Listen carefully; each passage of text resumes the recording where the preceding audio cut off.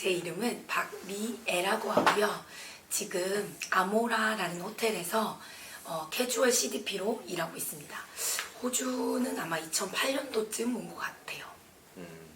그건 아니고요. 저는 원래 아코르 그룹 안에 있는 노보텔에서 일을 했었는데 약간 그 노보텔의 정책이나 이런 것들이 좀 바뀌면서 그 호텔을 팔게 되고 아모라라는 태국 회사거든요. 거기에 베이스된 회사로 저희가 새로 하게 돼가지고 거기서 일을 하게 되었습니다. 저는 사실 놀러 온 거 반, 도피 반으로 왔습니다. 저는 한국에서 그 대학 생활이 너무 싫었어요. 특히 막 술을 강요하고 뭔가 대학에 뭔가 그런 게 있어서 막 로망이라고 해야 되나? 이런 게 있어서 갔는데 막상 가보니까 별거 아닌 거예요. 그래서 그거에 대한 좀 실망도 있었고 한국에서는 이제 유아교육을 전공했었는데 하다 보니까 제가 생각한 것들과는 막상 다른 것들이 너무 많더라고요. 이래서 부모님 몰래 자퇴를 하고 일을 좀 해서 돈을 모으다가 삼촌이 여기 살고 계시거든요. 그래서 그 핑계로 오게 되었습니다. 처음에는 모두가 그렇듯 워킹홀리데이로 왔죠. 워킹홀리데이로 왔다가 워킹홀리데이를 또 막상 오니까 너무 별거 없는 거예요. 워킹홀리데이가 이렇게 내가 시간을 낭비하는 게 맞나? 이런 생각이 들어서 7개월 만에 다시 한국을 가서 IELTS를 준비해서 바로 이제 IELTS를 한국에서 따고 이제 학생 비자로 바로 오게 되었어요. 처음에는 유아교육, 차일드케어 했거든요. 이게 왔는데 한국이랑은 좀 되게 달라 보이는 거예요. 한국은 직장처럼 그리고 선생님들 아이 비율이 너무 많았어요.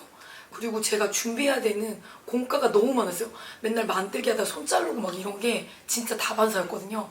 그 워킹으로 있을 때 탭에 가서 상담을 받는데 너무 다른 거예요. 이래가지고 놀이치료로 공부해야겠다 이 마음이 좀 있어서 영어는 안 되고 33 차일드케어로 들어가게 됐었습니다. 네, 그렇게 해서 차일드케어를 했는데 그 당시에는 그게 인기가 없는 거였어요. 좋았을 때. 그래가지고 디플로마가 안 열린 거예요.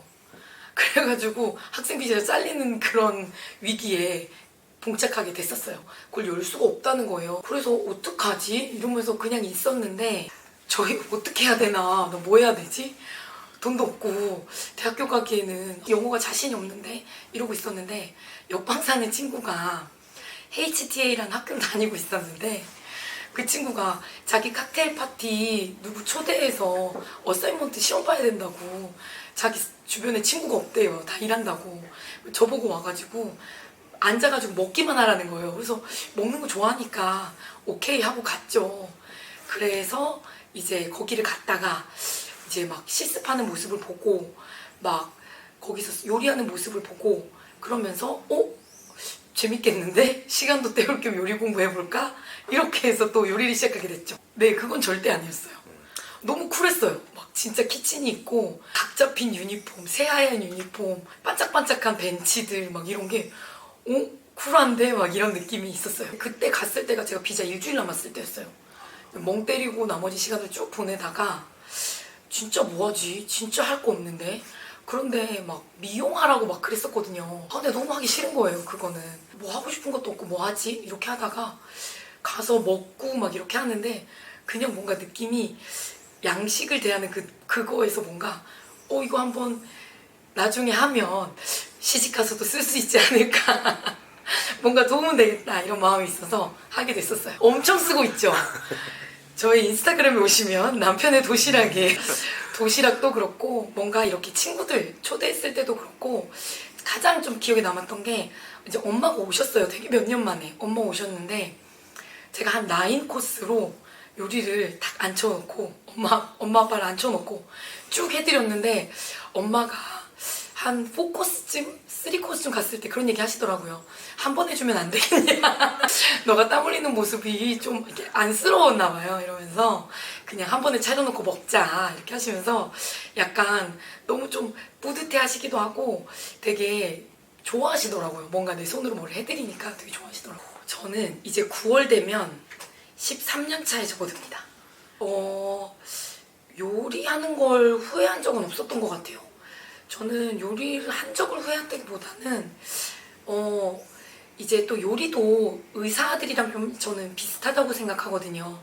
처음에는 같은 클래스에 다 같이 똑같은 걸 배워요. 근데 좀 시간이 지나 보면 호텔 쪽 라인을 타는 사람이 있고 뭐 레스토랑 같은 쪽을 타는 사람들이 있고 뭐 캔틴이나 병원 이런 쪽을 타는 사람들이 있거든요. 근데 저는 약간 호텔 쪽을 탔던 걸 좀 후회해 본 적은 있었던 것 같아요. 약간 레스토랑 일하는 친구들 보면은 뭔가 호텔은 약간 좀 안정적인 직장 느낌이라고 한다면 레스토랑 이쪽은 조금 더 좀 러프하고 되게 액티브하고 뭔가 챌린지가 되게 많은 것처럼 제 눈에는 그 당시엔 보였던 것 같아요. 일단은 모두들 뭐 생각하시다시피 피지컬리 그러니까 체력이 좀 딸린다 이런 게 될 때, 그리고 제가 키가 170에서 조금 빠지는 155cm거든요.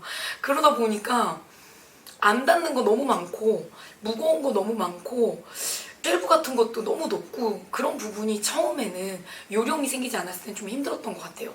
그래서 제가 사다리 같은 거를 올라가서 막 소스 같은 거 폿이 제가 들어가도 될 만한 크기의 폿을 이렇게 접고 있으면 애들이 막 사진 찍으면서 라따뚜이야? 막 이러면서 놀리기도 하고 그래서 별명이 막 라따뚜이인 적도 있었어요. 네, 저는 저희 호텔에서 전문가로 불려요. 데이면은 미아한테 가라.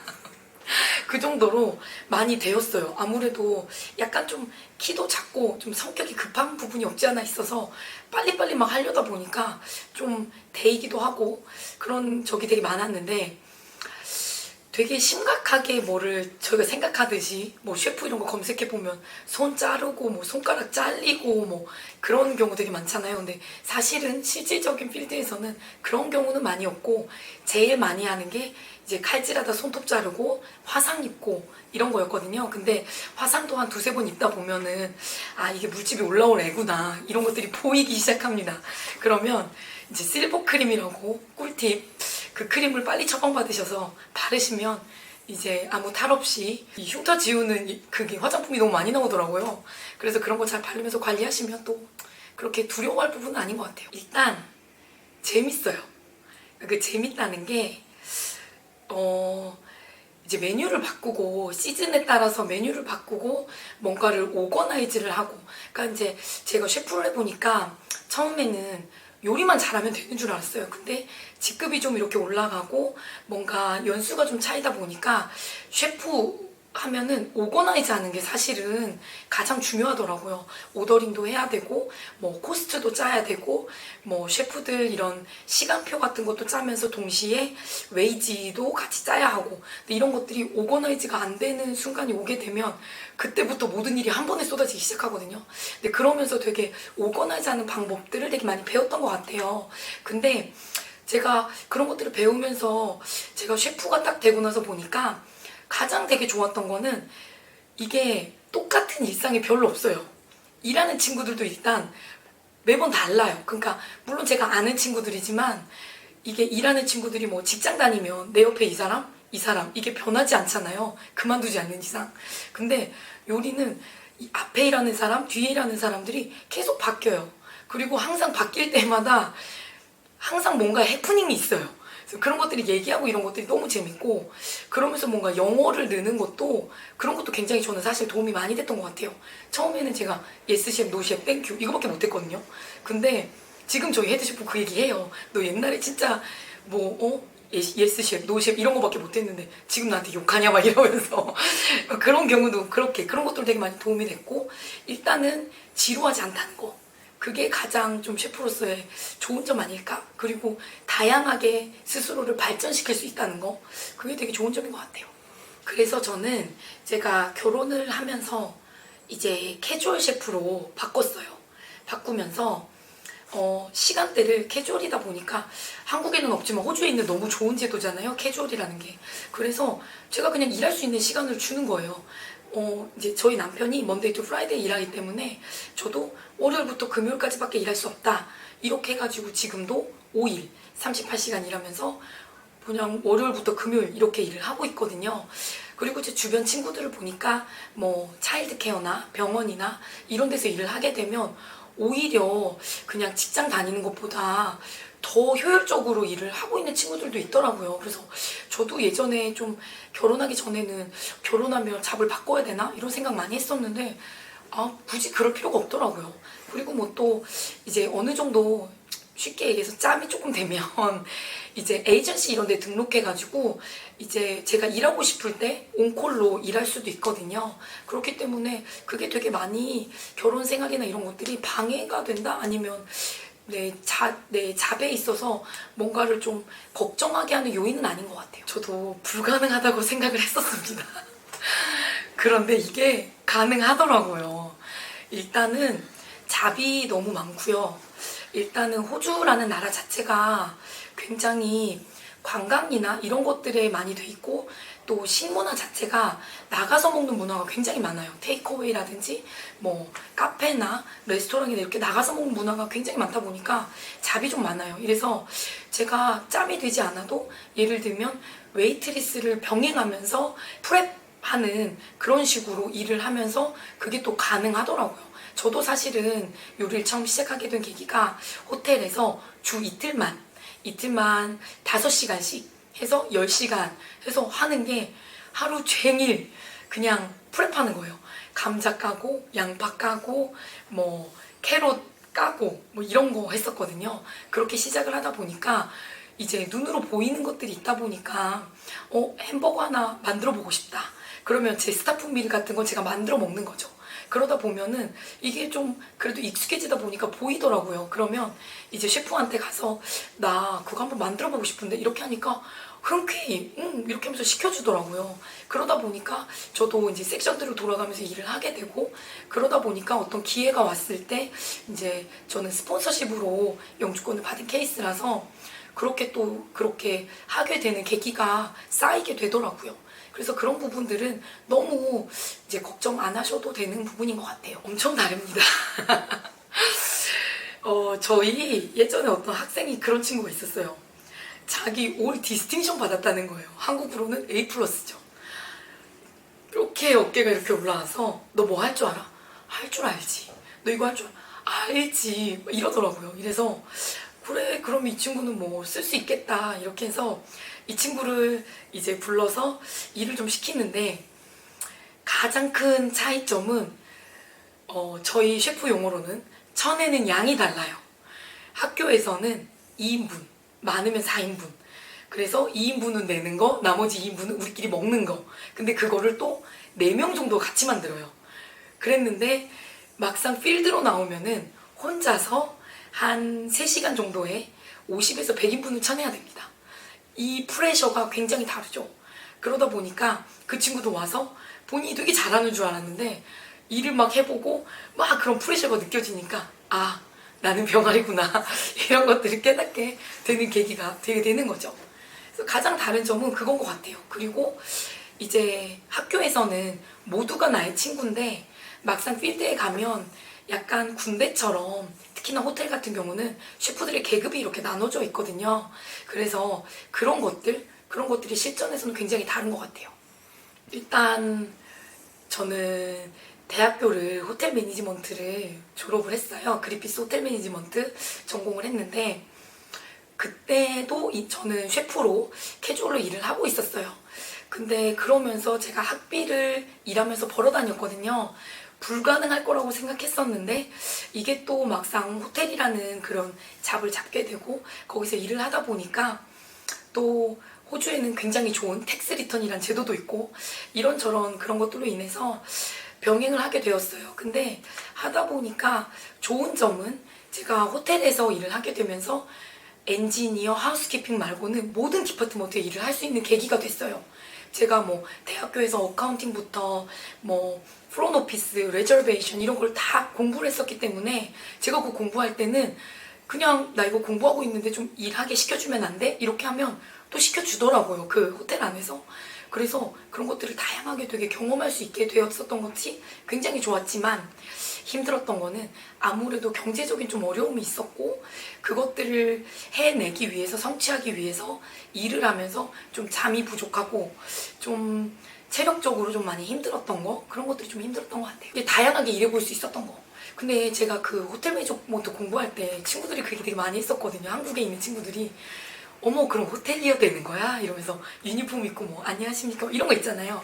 그런 거 많이 뭐 얘기했었는데 사실은 저는 셰프로 일하고 있었기 때문에 그걸 내가 할 수 있을까 이런 생각이 있었는데 막상 유니에서 제가 공부를 하니까 호주에서는 그 대학을 나온 친구들이 많지가 않아요. 그러니까는 정말 목적이 있지 않는 이상 대학을 가는 분위기가 아니기 때문에 많지가 않았는데 제가 대학을 다니잖아요. 이러니까 제가 나 이거 하고 싶은데 이러니까 모든 디파트먼트에서 저를 일하게 시켜주더라고요. 저는 추천해요. 제가 추천하는 가장 큰 이유는 좀 현실적이고 실질적인 걸로는 잡 구하기가 너무 쉬워요. 필드가 정말 다양하다는 거. 그래서 나의 상황과 환경에 맞게 제가 바꿀 수 있어요. 그러니까 쉬운 예로 뭐 제가 약사라고 하면 잡을 바꾼다고 해봤자 뭐 약국 바꾸는 거겠죠? 그 정도로 저는 알고 있어요. 제가 요리를 공부하게 되면 일단은 필드가 정말 다양해요. 호텔, 뭐 레스토랑, 캔틴, 병원, 그 다음에 뭐 그 비행기 음식 이런 것들부터 시작해서 제가 잡이 바꾸고 싶어요. 이러면 예를 들면 뭐 워크플레이스 헬스 앤 세이프티 이런 거를 일을 하면서 공부를 하는 거죠. 그래서 그런 것들을 해서 제가 잡을 바꿀 수 있고 뉴트리션 이런 거를 공부해서 또 바꿀 수도 있고 웰페어 이런 쪽에서 에이지드 케어 이런 쪽으로 또 잡을 바꿀 수도 있고 이 기반이 되게 사실은 다양하게 많더라고요.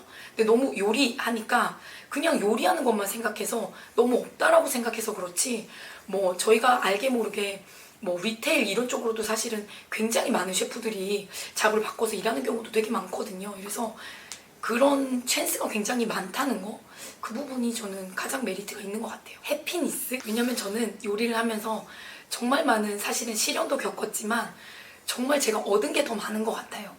뭐 제가 말씀드렸다시피 저는 스폰으로 정말 기적적으로 스폰을 받게 된 케이스인데 그런 것들도 저는 제가 할 수 없을 거라고 생각했던 것들이 된 것들이 되게 많거든요. 그러면서 내 스스로가 약간 브레이크스루 되는 나 할 수 없을 것 같았는데가 현실이 되어지는 그러면서의 뭔가 성취감들, 행복감들 이게 가능한 거구나. 내가 너무 나를 그렇게 가둬두었던 건 아닐까? 이런 것들이 되게 많이 요리를 통해서 느껴졌던 그런 여정들이 좀 있었기 때문에 되게 저에게 행복을 많이 주었던 것 같아요. 네, 저는 사실은 지금 만족을 하고 있지만 동시에 공부를 좀 생각하고 있어요.